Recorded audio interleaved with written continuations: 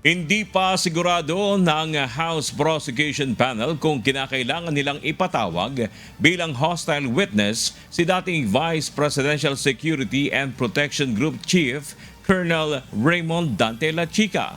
Ilang ulit na nabanggit ang pangalan ni Colonel Lachica sa impeachment trial matapos sabihin ni dating OBP Special Disbursing Officer Gina Acosta na dito niya ibinibigay ang kabuang 500 million pesos na confidential funds.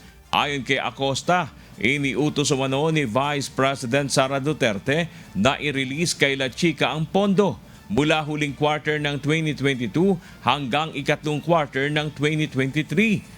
Gayunman sinabi ni prosecution spokesperson Benjamin Tolosa Jr. na may panganib sa pagpresenta ng hostile witness dahil maaring magsinungaling o tumangging sumagot ang testigo. Ayon naman kay House Prosecutor Joel Chua, last resort lamang ang pagkuha ng hostile witness at kailangan munang alamin kung sapat na ang kanilang mga naipresentang ebidensya. Insofar as pag-uupo na testigo ni Colonel Lachica, yun ay hindi pa nadidesisyonan ng prosecution at ifa-finalize pa namin kung ano ang magiging laman ng mga testigo na ihahanay namin.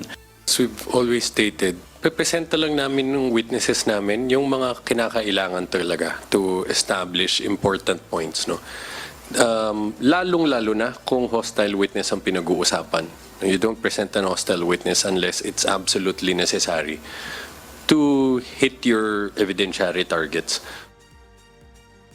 Nauna na ang tinanong ni Senator Judges Francis Escudero at Joel Villanueva kung balak ng prosekusyon na ipatawag sila Lachica upang malinawan ang mga usapin sa confidential funds. Ilinaw naman ang prosekusyon na hindi nila isinasara ang posibilidad na ipatawag sila Lachica sakaling makita nilang kailangan ang kanyang testimonya.